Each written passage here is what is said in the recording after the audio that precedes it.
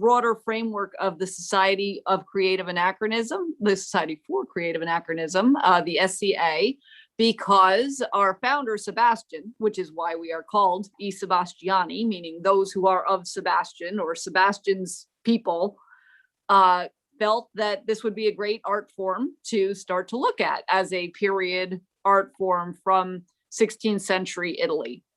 And we tend to perform it as closely as we can to that 16th century style of commedia. So there are certain characters you will see in even Pazzi Lazzi that you won't see in our troupe because they were developed later in the timeline of commedia.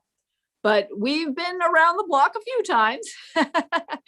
We perform all over the place. And when the quarantine happened in March 2020, when things really started shutting down, we had actually just performed our Commedia dell'arte Day show live during the last weekend of February. And so we had finished that. And we were starting to think about springtime and what should we do? And we hadn't really gotten anything going yet. And then suddenly there were all these like recommendations that you not get together with people. And so we said, all right, well, this won't last long. We'll take a couple of weeks off and it'll all be fine. So yeah, we took a week off and we took a second week off and I don't remember if we took the third week off, but we were talking about the third week off. And someone who was not me, I want to say it was not me, said, well, why don't we try getting together on Zoom? Because at this point, we don't know how long this is going to go. I think I need to give the credit to Andy Kobayashi, but if it was someone else, they'll tell me. And I said, all right, well, we can give it a shot. And it was great just to see each other. At that point, no one had seen anybody for a couple of weeks. So it was great just to see each other and be together at our normal time when we would see each other and be together. And so we said, well, let's explore. Let's try this a little bit. We have not tried, well, that's for one show, we did pre-record and edit. But for the most part, because this is such an improvisational and live art form, when we do perform for the Zoom, we tend to do it live. We don't record it beforehand and then edit it because it's just not what we are accustomed to doing. We're accustomed to just throwing it out there and seeing what sticks to the refrigerator. So that is what we have done. Our first online show was actually in August. For those of you who are Skadians, which is probably a lot of this audience, you may know that we perform on the middle weekend of Pennsic, on that generally the first Sunday of August. And we decided that would be our goal. So starting in probably the beginning of April, we first started rehearsing online, and we said, all right, well, that's going to be our goal. We're going to put together a show for our regular night in August so that our fans who are used to seeing us then and will be sad because there's no Pennsic, we can at least provide them with a new show. And we did. So I'm really, really proud of that. There are still a lot of things about Zoom that are weird and difficult. Like we never quite know whose box is going to pop up where. I know there is rhyme and reason to it in the Zoom. In the Zoom, I think the person who comes in is usually the bottom box, but of course you're always in your top box, so you can't really tell, and it's hard to see. So even just something like what Chiara did, what we saw in her video, where they came in back to back, right? And they bumped. It's hard because you don't actually know whether you're going opposite directions or the same direction. And it'll look really weird if both of you are going in the same direction. So there are things like that we're still working out, but I feel like each show is getting better, which is obviously what we hope for even when we're in person. And so we have produced now, I think 3 or 4 online shows for Zoom and then YouTube distribution. And we have another one coming on Thursday for Commedia dell'arte Day. It will be broadcast live live-ish on Thursday at 7. I'd like to invite everyone. I'm going to share my screen for a moment. I'd like to invite all of you, if you haven't yet, to join our Facebook group. If you see this picture, you know you're in the right place. It is I Sebastiani, the greatest Commedia dell'arte troupe in the entire world. If you are seeing this picture and seeing that name, you are in the right place. If you are on Facebook and you join this group, you will always know when things are coming up. We do not have a link yet for the show on Thursday, but as soon as we have that link, it will be on the event, which has been posted from this page. You are also certainly welcome to go to our website, which is isebastiani.com. I haven't updated that one with the event yet, but I will do that either today or tomorrow. So we're there as well. And yeah, so it's interesting. We are trying to find the ways to make use of the boxes. For instance, in several of the period plays, including the one we're going to do on Thursday, which is called The Old Twins, which is from Scala. So it's a period scenario. My character, Flaminia, spends most of the day most of the play in her window. So actually having a box works for my character because I'm supposed to be in those. So I have curtains and I actually sit in a window seat and I have curtains, and for my character, it works out great because I'm not really going anywhere. For the more physical characters, it is more of a challenge, and we keep trying to find new and different ways to make that physical. As Chiara was saying, it's such a physical art form, and it's hard when you can't actually reach out and touch your fellow actor or bop them with a botaccio or hand them an apple or whatever it is you need to do. But we are finding ways to do that. And for those of you who also enjoy Shakespeare, one group that is just doing amazing things is called The Show Must Go Online. You can Google them, The Show Must Go Online. They have now done every Shakespeare play in Zoom. And if you watch them in chronological order, which is how they tried to do them, you will see that they are doing the same thing. They are working out how to make the Zoom look really good and be really compelling. And we've stolen a couple of ideas from them, and I highly recommend them too. Just go and watch your favorite one, some evening, make yourself some popcorn, watch your favorite Shakespeare, because they're really doing an amazing job. I know when they did my favorite, which is the Scottish play, their 3 witches were actually on 3 different continents. So the witches' circle encompassed the whole world.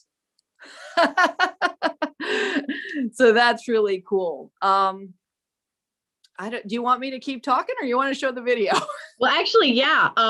What I'd like to do next is show the little sample of, sure, of one of our shows. One of your shows, one of my favorite bits of yours. And then let's chat a little bit about how you guys have been actually working out the learning process of like making new things happen in Zoom. So we're gonna take a real quick look at the where did I put it? Here we go. At the Vimeo link I have here. So I have it set up. All right, here we go.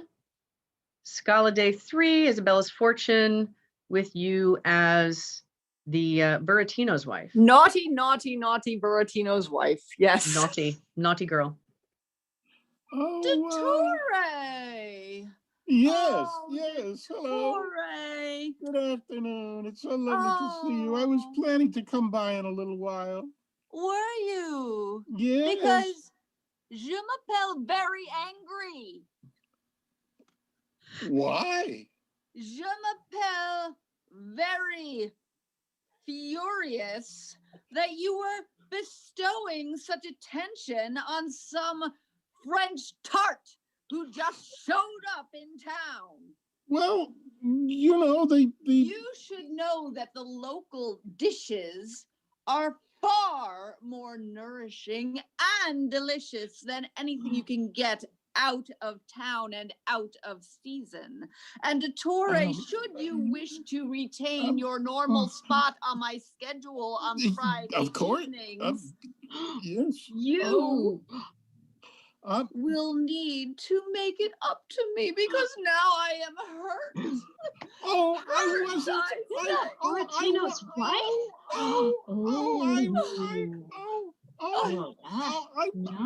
I was just trying to be a little hard. Oh, please don't do that. No, not the fainting, not the crying and fainting. Oh, I hate the crying and fainting. Please, isn't there something I could do? I was just trying to be a little bit hospitable, in the name of hospitality and greater not greater pleasure. I don't want to say that,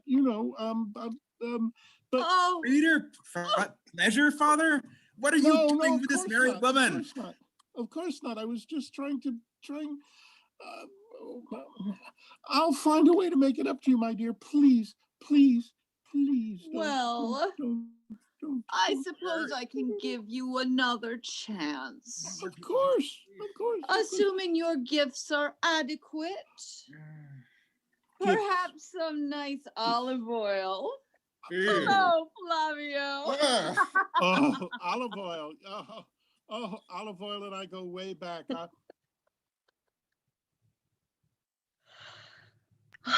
I feel like I should have been animated by Mark Davis. I loved that scene so much. The hair was just one of these random lucky things because I was trying to put my hair up and this one piece just wouldn't stay in. So it became part of my shtick. Yes, and yes, hair. And I tell you, je m'appelle very angry. French tart. That just killed me. I love that. So tell me just a little bit about how you guys came to that. How do you get there? Well, as I said, I Sebastiani has been around for a very long time.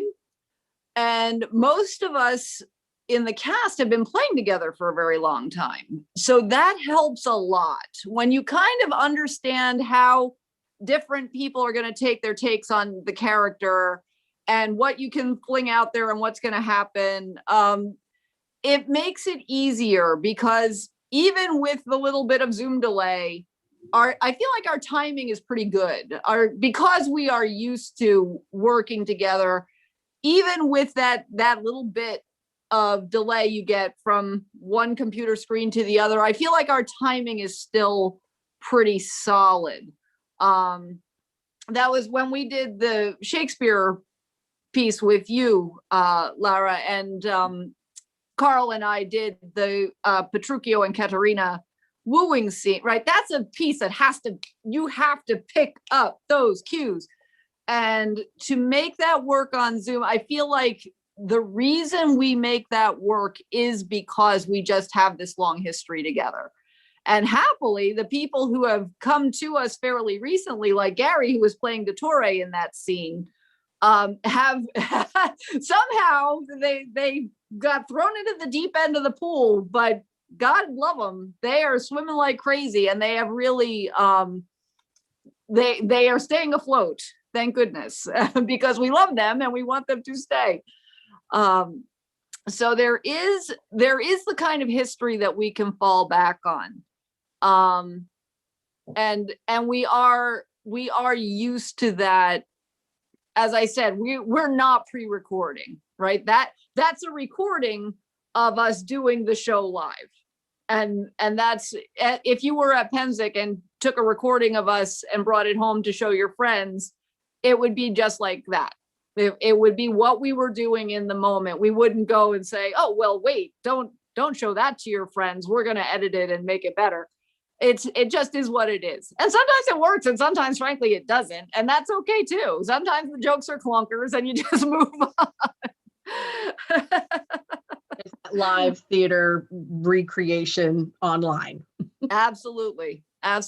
So we're trying to do it as much like we would do it on stage as we can. Certainly some things are much more difficult, right? Lots of the period scenarios include a sword fight, or at least the threat of a sword fight. Yeah. That's hard to do in your Zoom box, right? Yeah. Even the idea of like stealing a kiss from somebody in a Zoom box, it becomes much more complicated. Mhm. So a lot of the physical humor is harder, but I feel like we've done a good job keeping up our linguistic humor anyway. So tell me something.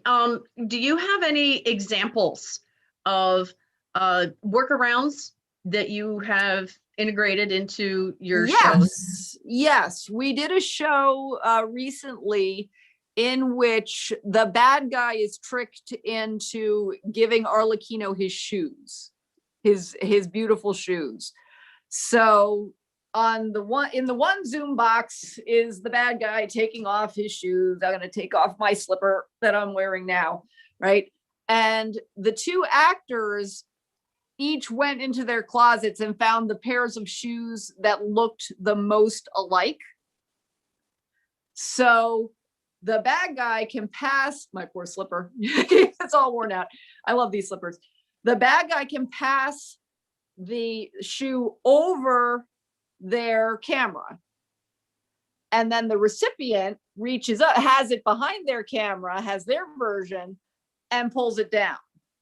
Nice. So it's a way of passing, if I needed to pass you my Grover coffee cup, right? If you had a blue cup that was blue enough, right, I could pass it to you and you could have, or it's a totally different cup.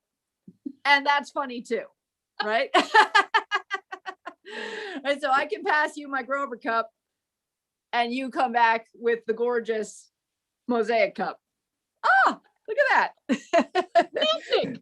So we've worked out some tricks like that, that help to extend the illusion, I guess, because everybody knows we're just in these boxes, right? Everybody knows we're just in the boxes, but it helps to just make that happen. I'm trying to think, I'm referring back again to The Show Must Go Online. I think it was their Midsummer Night's Dream, where someone was hiding under their bed. Right? They had the camera set up so that it could see them, and you could see you could see the bed, and you could see that they were hiding under the bed. And Puck, I believe it was jumping on their bed. So you could believe that it was the same bed, even though they were nowhere near each other. So those are the kinds of things that we're trying to learn and trying to bring in. It's hard when you want Arlecchino to hit somebody with their slapstick or get hit with a slapstick. It becomes more complicated. Yeah. But things like we did one where I was being met by the guy who turned out to be the bad guy, and he was kissing my hand, and it went on for a little too long. So I'm pulling back, and he had his own hand. Oh, genius. And I'm trying to yank my hand back, and finally, but everybody's got to be paying attention because timing. the timing on that can be complicated. But those are the kinds of gags we're working on. And I always think of Jim Henson starting in TV and realizing that this is not a limitation, it's an opportunity. Right? Because nobody can see what's outside the box. So there can be all sorts of chaos outside the box, but they can only see what's inside. And you can have somebody come in from the side or like Cookie Monster come down from the top, right? Because nobody knows what's outside the box. So I always think of that as well. Exactly. Like in improv, when you're given a limitation, it becomes a creative opportunity. Right. Exactly. I love that. All right. So I tell you what, I'm going to shift to some other practitioners. We've got Ollie Crick and we've got Fabrizio. I really want to share Fabrizio with you. Yes, let's do it. But I am also very interested in your take on their messages because they have, very different perspectives. So Fabrizio Paladin is a professional commedia actor, director, teacher, coach, everything practitioner. And I was just super lucky enough to see his advertisements on Facebook for Commedia training classes starting last summer. And he created a way to train people in Commedia physically in the Zoom box. And I and a handful of other very lucky students got to participate in these. And he's also got coming up on the 27th, next Saturday, a workshop that's going to be a 2-hour workshop that's an introduction to his style and philosophy and all the juicy goodness that he's got to offer. So he shared with me a little video that I am going to bring up and share with everybody. He's just such an excellent practitioner, and I need to set up my little things really quickly. I'm also just incredibly impressed with his innovation. The innovation that so many people are experiencing this past year. He's just the top of the cream of the crop. I am deeply grateful that he decided to go and do the stuff he's doing, because I have benefited and I think he's a great model. So here we go. I'm going to bring up his video and share it. Okay, hopefully you can see that. And here we go. Okay, go for it, Fabrizio. Oh, come on. Here we go.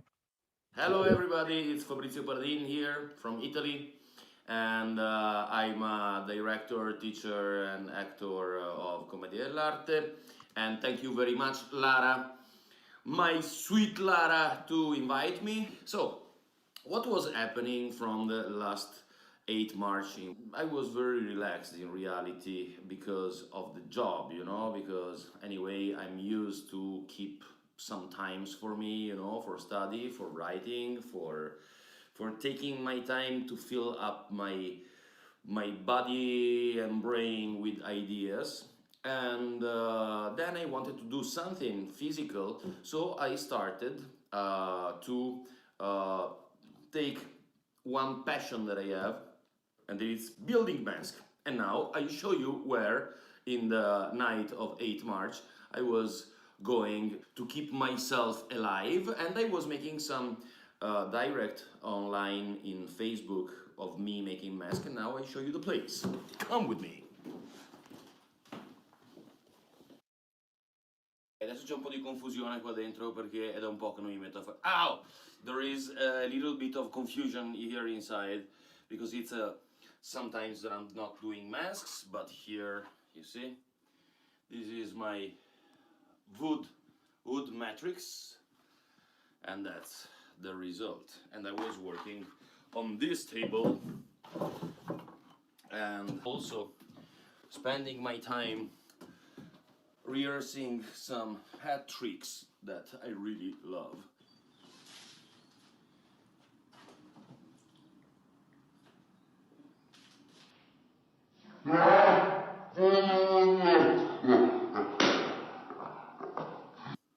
We have to pass to the second subject of this interview. What's gonna happen next? And here we are again. Have you seen? Have you seen how much fast I am to make these stairs? How fast I am to make these stairs. Then I decided, after like 2 months of making a mask, that I wanted to do something physically. I decided to make private lessons online. And then one of the students were pushing me a lot to organize a workshop, so I was thinking to do that just for 2-3 people maximum.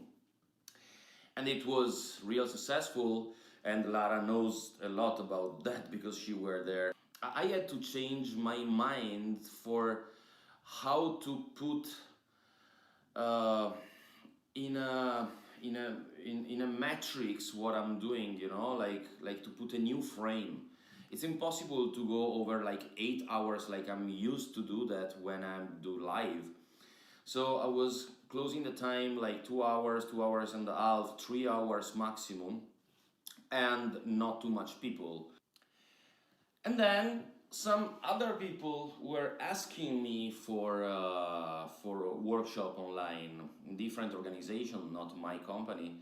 And so I was teaching for Lapas, Loyak, that is theater in Kuwait City, and I had 8 students, and so, but I had 10 days for 8 people, 3 hours per day. In that case, I could do that because all my workshops were like on the weekend, like Saturday and Sunday.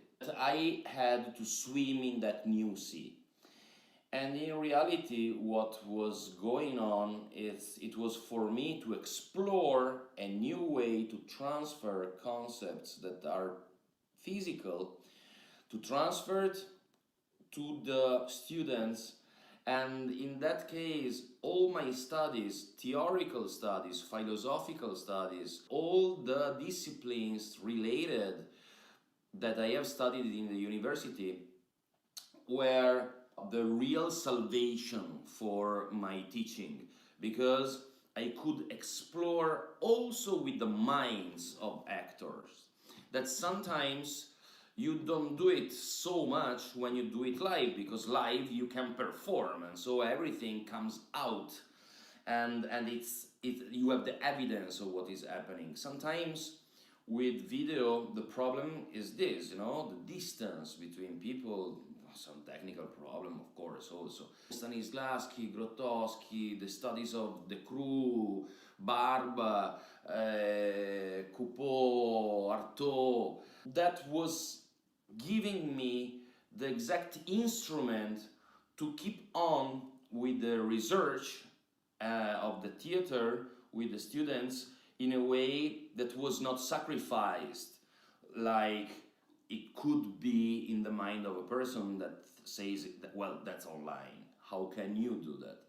So I think books help us to this, no? Because that book that we read now, we are not close to the author, no? There is no, but his thoughts arrive until to us, no? So it's a trip that we do with the time with books.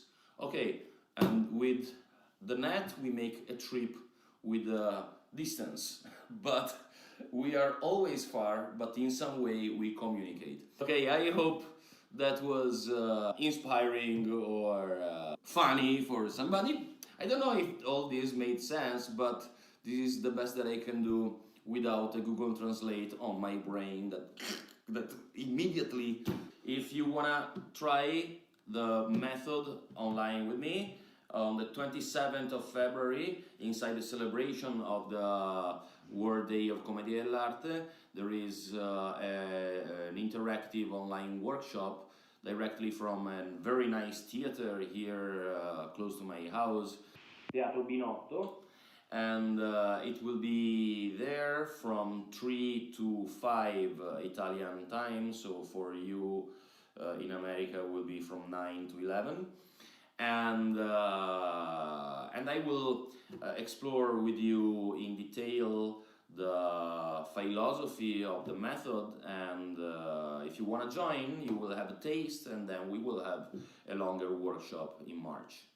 So see you there, and follow me on my channels to know more and good news.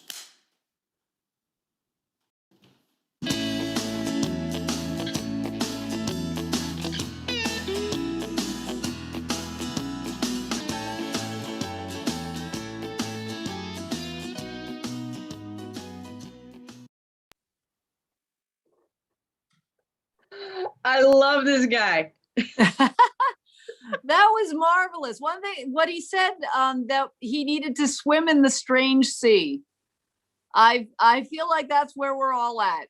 we either need to swim in the strange sea, or we're not going to move anywhere during this time, right?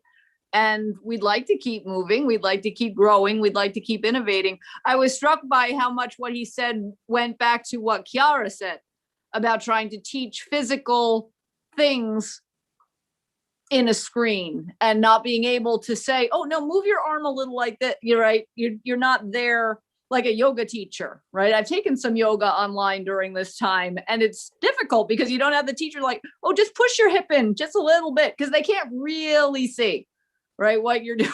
Hopefully I haven't hurt myself too badly. But it's difficult. It is. And we don't want to make light of the fact that it is difficult, but it can be done. It can be done. Exactly. Glass half full. We can do some great things. Absolutely. Absolutely. We can. I can tell you that Fabrizio's classes were mwah. I have very few words other than like awesome, brilliant, excellent, genius. They helped me genuinely improve my movement through the Zoom. He had excellent examples. He had little training exercises, and then he had little challenges for us to then encompass and portray the character. And we handled like 1 or 2 characters per session. Mm-hmm. And the sessions were 2.5 hours Saturday, 2.5 hours Sunday. And I met some amazing, beautiful, wonderful people there. I have a new friend named Nicole, who's up there in Italy, and she's just like my new best friend. She's awesome. She does clowning and was exploring Commedia, and she's just growing just the same as I am.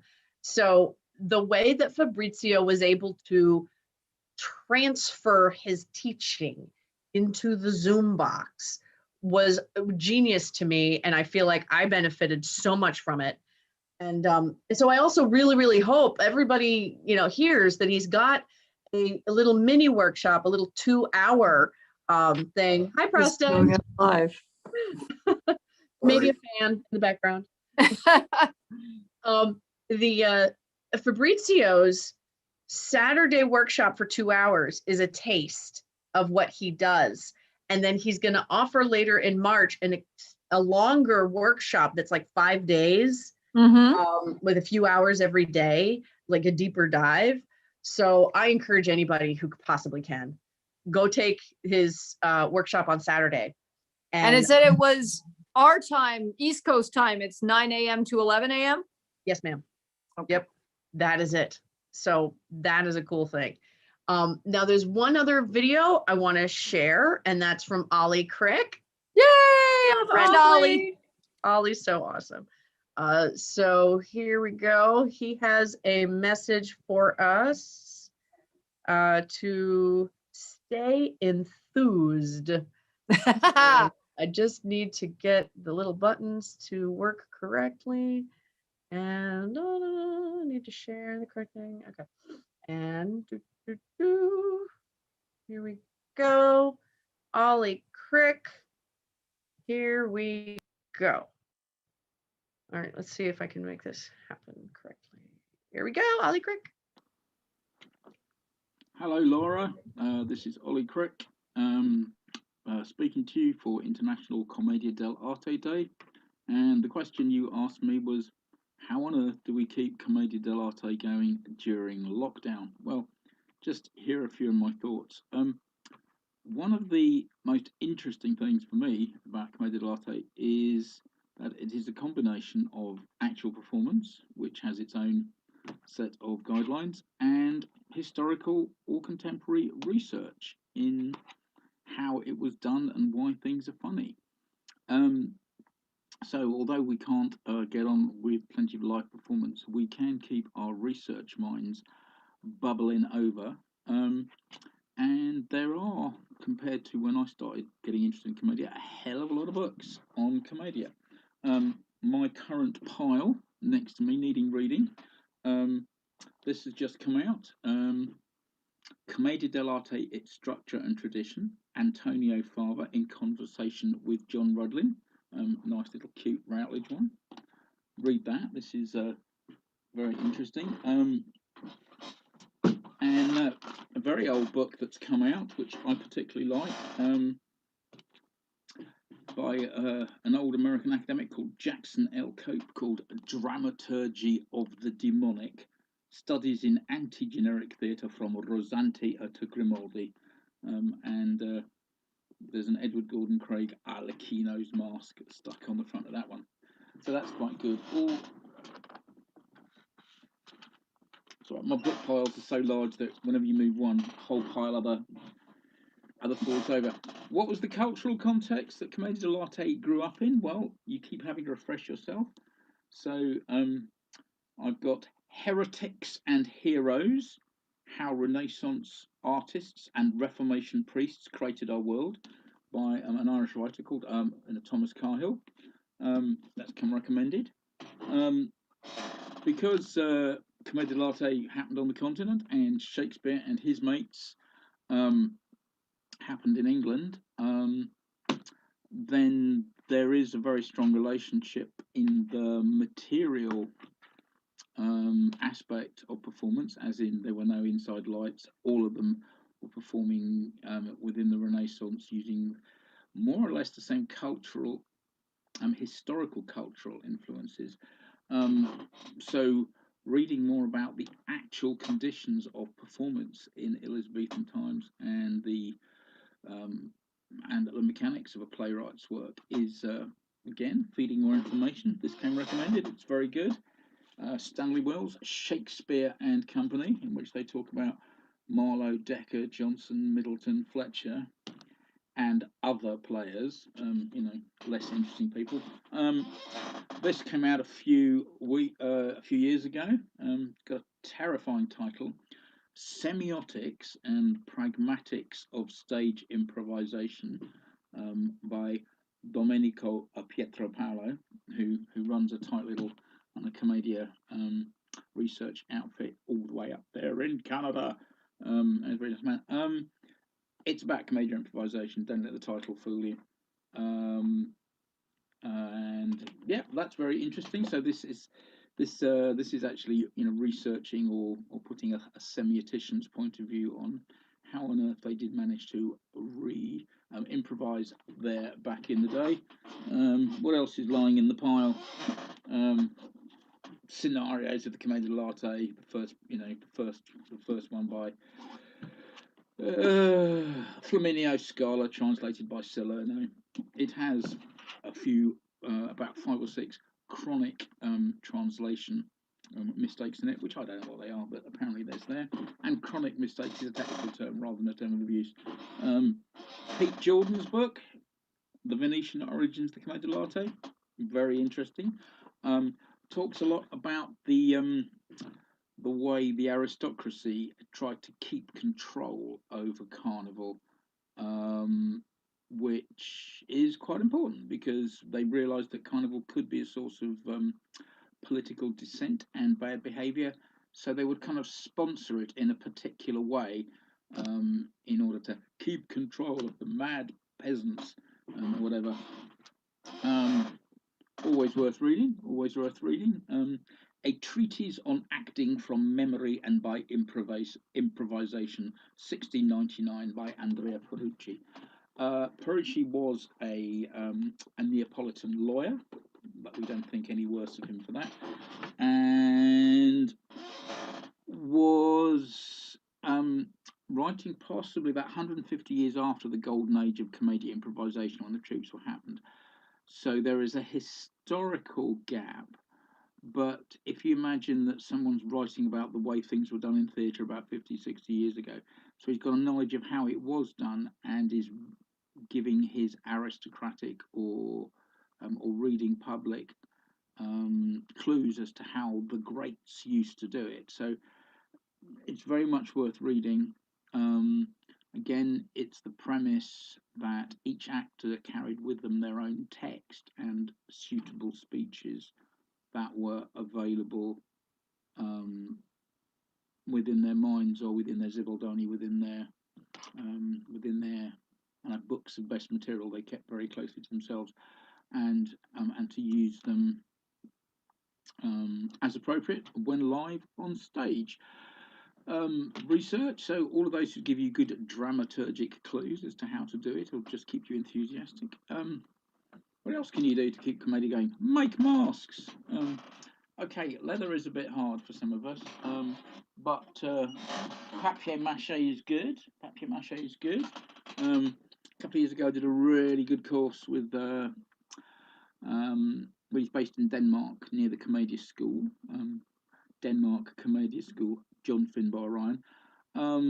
He studied with the Sartoris, works with a Berlin-based artist called Petra Forenbach. Simply white papier mâché on a female mold. This is a version I made of Harlequin. And what their thing is you underpaint it. So there's a whole series of colours you put on to bring up the highlights and stuff, which makes it different from leather. And then you coat it with a layer of bitumen substitute or bitumen to give it another dark in a leather feel, but it gives it a very different coloration from a leather. They're not as flexible as leather, but this is, I'm not going to go on about making leather because this is just a brief thing about keeping your spirits up and still doing commedia during lockdown. If you've got any good ideas or you come to some conclusions as to an intellectual fact that people might have missed or the other academics have missed or you've missed, blog about it. Start a commedia blog. Start a communication.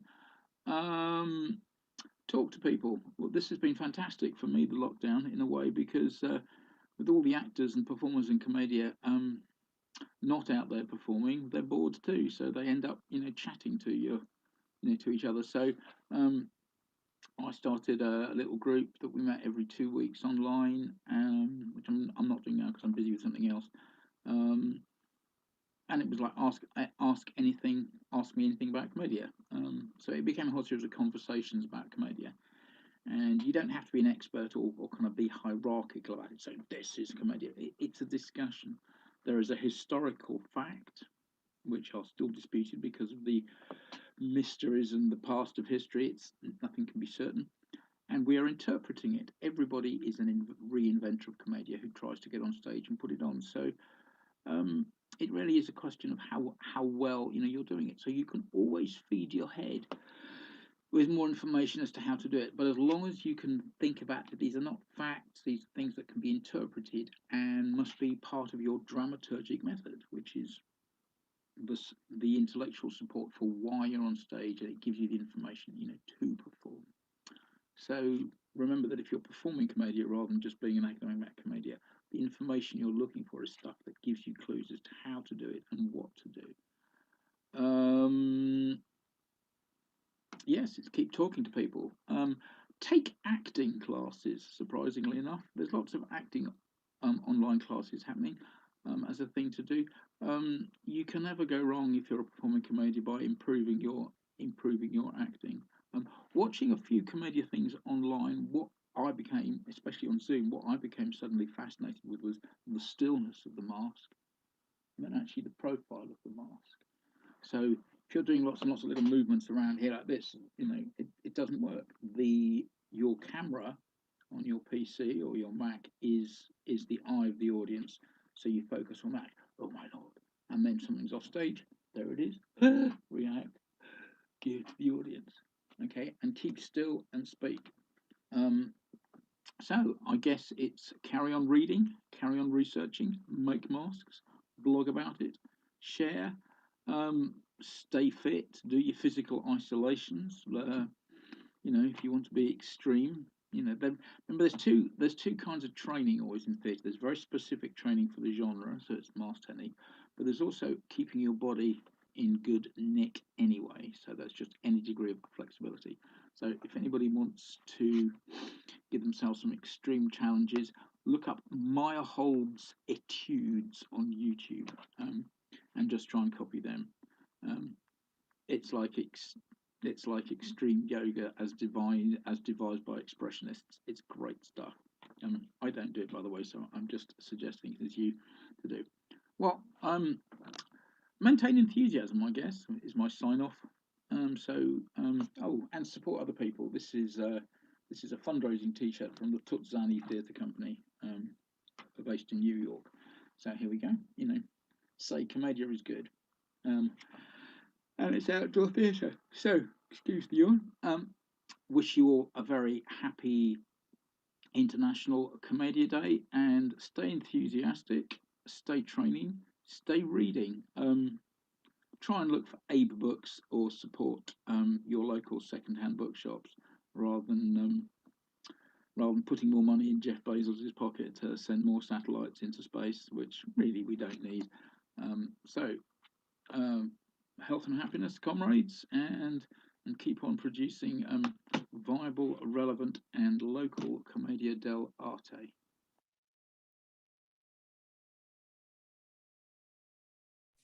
Oh, that was marvelous. Great stuff from Ollie. Oh, that's awesome. So I have some thoughts, but what do you think? I'm thinking that what he said actually reminded me a lot of Fabrizio's. The name of his workshop on Saturday was Commedia Tradition and Innovation. And that's kind of where we're all at. We are inspired by the tradition. And as Ollie said, there's no fact to it, right? We're all interpreting something that we don't know what it really honestly looked like. We have our own way of doing it, but we're all kind of enmeshed in the tradition, but we are innovating as well. And this is just one way to innovate. Using the Zoom boxes is just one way we are innovating. And I loved his advice that if you are in a group that's not rehearsing right now and you're feeling kind of glum about it, right? Read a book, make a mask, that you join a group, read a blog, that there are things that will feed your soul, even if you can't be rehearsing right now. I think that's great advice. Exactly. I got to tell you, I have been amazed at how my growth has just kept going, because now I'm just shifting my energy to reading and soaking up what I can online, watching all those great Shakespeare videos from that group. What was the group you said? The show must go online. Such good stuff. And, keeping up those things that we can do. I loved everything he said. I mean, those are good book recommendations. And I got to tell you, Yes. I got to add some of those to my pile. Yep. And, go back and look at that and freeze frame the titles. Yep. Yeah, I might be able to go back and write out what those things are and put them in the comments. That'd be a good idea. Yeah. And mask making is always fun and time consuming, and you do it at home by yourself, right? So Absolutely. that fits. And acting classes. Oh my gosh. I have loved the acting classes I have gotten to take. By the way, I learned how to rap. Good for you. Good for you. I took a class. One of the kids asked me the other day, like, Catherine, can you rap? I was like, no. No, don't make me do that. No, I'm an old white lady. It's not fair. There are lots of good rappers out there. Don't make. But the point is, the example is, so many crazy classes are happening online now.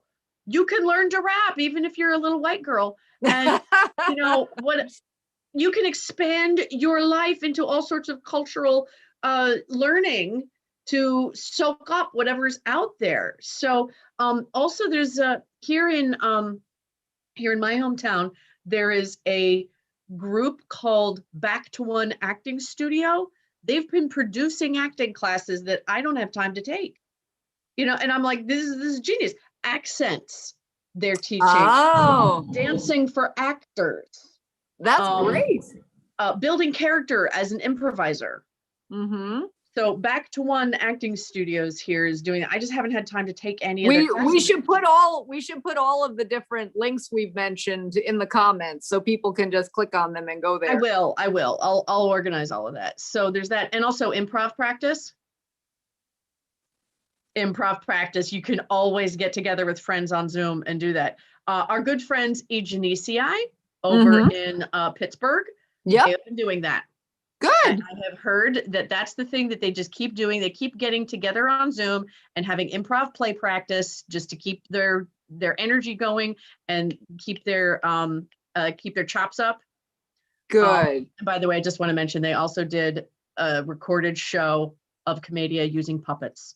Nice. So Nice. funny. Such good stuff. Such good stuff. And I tell you, the improv practice I have really enjoyed. I have a little group of friends that we get together, like maybe about once a month, and we do improv practice, and then we do a show.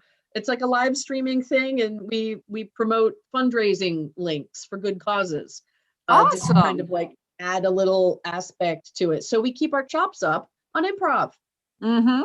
And half of them are Commedia people. So yeah. So there's just so much good stuff you can do. And oh my God, I got to tell you, the thing that hit me like a little bit of guilt when Ollie was saying it is stay fit. Yes. Yes. Keep your physical self in shape. That is really good advice, because Hard when to we do. When this is over, because it will be over, we'll will say when, not if, when this when. is over, and we all can get back into our physical spaces again, we don't want to twist an ankle. Exactly. No twisting of ankles. Take care of your knees. Take care of your lower back. Absolutely. Imagine you're in physical therapy. Keep everything moving. Yeah, so many people have had a hard time with that. So devoting time and energy to keeping yourself physically fit is good all over, but will especially support your Commedia habit. Absolutely. Work your core. Work the core. Gotta work the core. All right. Well, I tell you what, we've gone over time, but I'm so glad you could stay. We have gone over time, so we will let all these people go. Yes, and so I just want to say thank you 1,000 million times. Oh, you're welcome. This was super fun. Always a pleasure. I miss you. Mwah. And so I'm going to wrap this up, and I will definitely take some of those links and things and like put it in a little text and put it in the comments. And the whole rest of the week, good stuff is happening. That's right. Workshop on Saturday. Lazzi Lazzi is publishing their thing on Thursday, and remind everybody Thursday at 4. Isa Bastiani Thursday at 7. So you can do Pazzi Lazzi, have some dinner, and then come to Isa Bastiani. It's gonna be a great day. Happy International Commedia dell'Arte Day, everybody. All right, I'm gonna shut it down. And done there. Okay, and